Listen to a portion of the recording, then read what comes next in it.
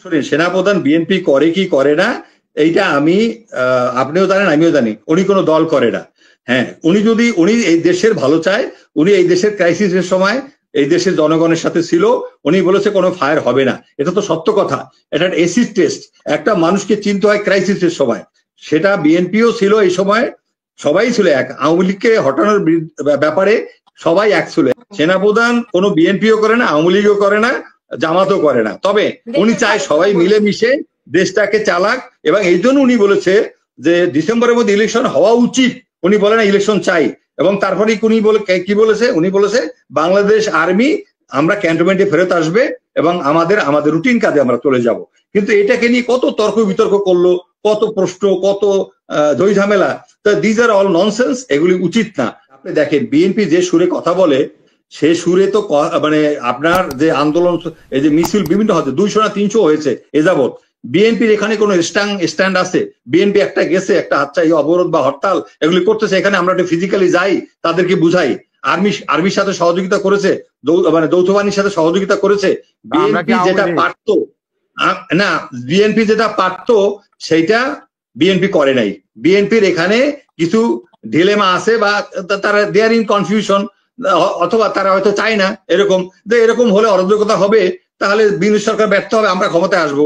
এবং বিএনপির নেতাদের কথাবার্তায় এরকম মনে হচ্ছে তুমি তাড়াতাড়ি যাও, আমাদের তো সময় নাই। এখন আপনি এগুলির সাথে অনেক কিছু রিলেটেড কথা বলা যায়। যেমন ধরুন চিটাগাং পোর্টকে ডিপি ওয়ার্ল্ডকে দিবে। Who's DP world? DP world হলো ইউনাইটেড আরব আমিরাতের একটা কোম্পানি।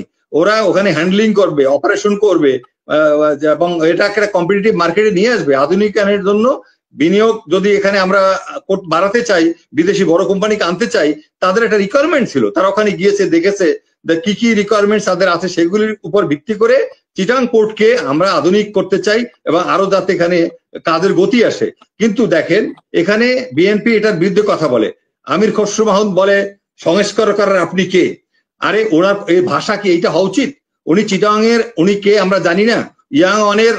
উনি তো ইয়াংওয়ানের পয়সা পেয়ে উনি 111-এর সময় কোরিয়াতে ছিল, সাউথ কোরিয়ায়, এবং উনি ইয়াংওয়ান থেকে এখনো উনি মাসোয়ারা পায়, এটা আমরা ভালো করে জানি। সালাউদ্দিন আহমেদ ছেলে এস আলমের কোম্পানিতে এখনো পাহারা দেয় সিও হিসাবে, এক্সিকিউটিভ ডাইরেক্টর হিসাবে। সুতরাং সালাউদ্দিন আহমেদ ইন্ডিয়াতে এসে এস আলমের গাড়িতে উঠছিল এবং বলছিল আমি জানতাম না। উনি কেন জানবে না? এস আলমের পয়সায় তো উনি ওখানে ছিল, এবং তাবিদ আউয়াল আব্দুল মিন্টুর ছেলে ওখানে গিয়েছে, শিলংয়ে মিটিং করেছে, দেখা করেছে। সুতরাং অনেক কিছু আছে, অঙ্ক আপা। এগুলি হয় কি তাদের আত্মীয়তা অনেকের কাছে বড়, অনেকের কাছে এলাকা বড়। এখন ডক্টর ইউনূসের কিছু ভুল আছে, ভুল যে নাই, উত্তর ফেরেশতা না। বুঝলাম যে বিএনপি নির্বাচন করে পাগল করে ফেললো, যার জন্য সংস্কার করতে পারছে না। এটা তো আমরাও বুঝি। এখন হয় কি আপা শুনেন, এখন আমাদের সেনাপ্রধানও কি বিএনপি করে? সেনাপ্রধান বিএনপি করে, সেনাপ্রধান বিএনপি করে কি করে না এইটা আমি আপনিও জানেন আমিও জানি। উনি কোনো দল করে না। হ্যাঁ, উনি এই দেশের ভালো চায়, উনি এই দেশের ক্রাইসিসের সময় এই দেশের জনগণের সাথে ছিল, উনি বলেছে কোনো ফায়ার হবে না। এটা তো সত্য কথা। এটা এসিড টেস্ট। একটা মানুষকে চিনতে হয় ক্রাইসিসের সময়। সেটা বিএনপিও ছিল এই সময়, সবাই ছিল এক। আওয়ামী লীগকে হটানোর ব্যাপারে সবাই এক ছিল 71 যেরকম এক ছিল আপনি রাজাকার আলবদর বা পাকিস্তানিদেরকে হটাতে। এখন হঠাৎ করে মানে আমাদের সেনাপ্রধান একটা কথা বললো দরবারে। শোনেন, দরবারে একটা কথা বলে, সেনাপ্রধান কি সারা বাংলাদেশে আমাদের সেনাবাহিনী ডেপ্লয়েড না? সেনাবাহিনী ছড়িয়ে ছিটিয়ে আছে না 64টা ডিস্ট্রিক্টে, এবং অনেক থানায় আছে, অনেক মানে আপনার ইউনিয়ন লেভেলও আছে। এখন এই সেনাবাহিনীকে আপনাকে 10 মাস ধরে আপনি ফেলে রাখছেন। তারা কিন্তু মানবতার জীবন যাপন করতেছে অনেক জায়গায়, তাদের থাকা ঠিক নাই, অনেক কিছু ঠিক নাই, আমরা জানি। এর মধ্যে বিরূপ পরিবেশ, এবং সেনাবাহিনী দীর্ঘদিন যদি সিভিল ফাংশনের সাথে থাকে, সেনাবাহিনী কিন্তু অনেকটা চারিত্রিক হয়, স্খলন হয়, এবং তাদের স্ট্যান্ডার্ড কমে যায়, তাদের ট্রেনিং বন্ধ গত প্রায় 1 বছর ধরে। এখন এরপরে আপনি কথায় কথায় সেনাপ্রধান সম্পর্কে আপনারা উল্টাপাল্টা কথা বলবেন।